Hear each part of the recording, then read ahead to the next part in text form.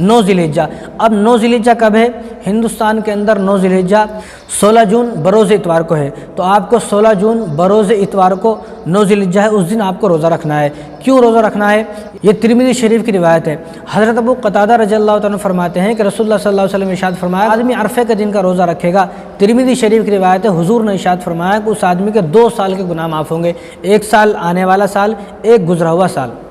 2 سال کے اس کے گناہ معاف ہوں گے، 1 آنے والا سال، 1 گزرا ہوا سال۔ تو بتاؤ کتنی بڑی بات ہے۔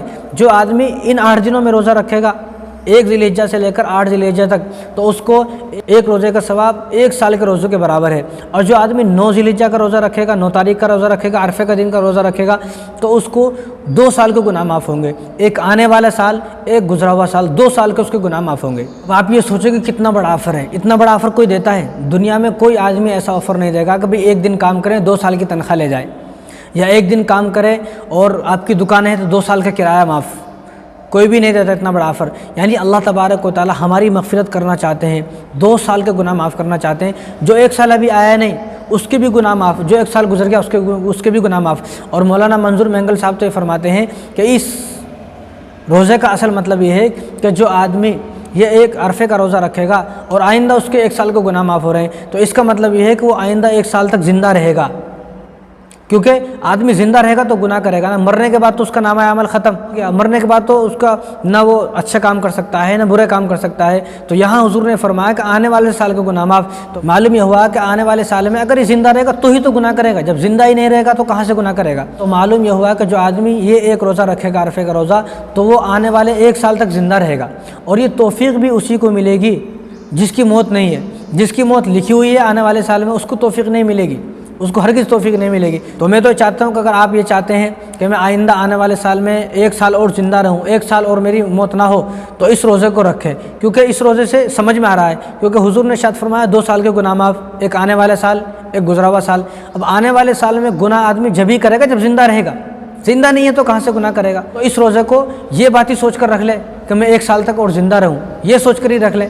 اور جب روزہ رکھ لیں آپ خوب دعائیں کریں، خوب دعائیں کریں، کیونکہ عرفے کے دن اللہ تبارک و تعالیٰ لاکھوں لوگوں کی مغفرت فرماتے ہیں، لاکھوں لوگوں کو جہنم سے آزاد فرماتے ہیں۔ اور شیطان جتنا عرفے کے دن ذلیل ہوتا ہے، پورے سال کسی دن شیطان اتنا ذلیل نہیں ہوتا، اتنا ذلیل ہوتا ہے۔ حضور نے ارشاد فرمایا کہ عرفے کے دن اور بدر کے دن، تو حضور نے ارشاد فرمایا کہ ان 2 دن میں نے شیطان کو اتنا ذلیل ہوتا ہوا دیکھا ہے کہ فتح کے بعد، بدر میں فتح کے بعد شیطان مٹی اٹھا کر اپنے سر پر ڈالنے لگا۔ اسی طرح حضور نے ارشاد فرمایا کہ عرفے کے دن جب لوگوں کی مغفرت کر دی جاتی ہے، تو عرفے کے دن بھی شیطان مٹی اٹھا کر اپنے منہ پر اور اپنے سر پر مارنے لگتا ہے، ڈالنے لگتا ہے، اور یہ کہتا ہے کہ میری تو ساری محنت خراب ہو گئی، ساری محنت بیکار ہو گئی۔ تو عرفے کے دن اللہ تبارک و تعالیٰ دعاؤں کو قبول فرماتے ہیں۔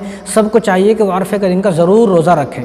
اور بعض لوگوں کا خیال یہ ہے کہ عرفے کا 1 روزہ نہیں رکھنا ہے، ڈبل روزہ رکھنا ہے، سنگل رکھے تو قبول نہیں ہوتا۔ ایسا کچھ نہیں ہے، یہ کوئی دلہا دلہن نہیں ہے کہ 2 روزہ رکھیں گے تو دونوں اوپر جائیں گے، دونوں کی شادی ہوگی، نہیں۔ آپ 1 بھی رکھ سکتے ہیں، آپ 2 بھی رکھ سکتے ہیں، 3 بھی رکھ سکتے ہیں، یعنی 1 تاریخ سے لے کر 9 تاریخ تک آپ کبھی بھی روزہ رکھ سکتے ہیں۔ 1 رکھیں، 3 رکھیں، 4 رکھیں، 5 رکھیں، ایسی کوئی قید نہیں ہے۔ ڈبل جوڑے کے بارے میں نہیں سوچنا ہے۔ اگر یہ روزے سنگل رکھنا نہیں ہوتا، ڈبل اور جوڑا بنا کر رکھنا ہوتا، 1 ذی-الحجہ سے لے کر 9 ذی-الحجہ تک جو روزہ رکھنے کا حکم ہے اس میں جوڑے ہوتے نہیں، وہ تو الگ الگ ہیں۔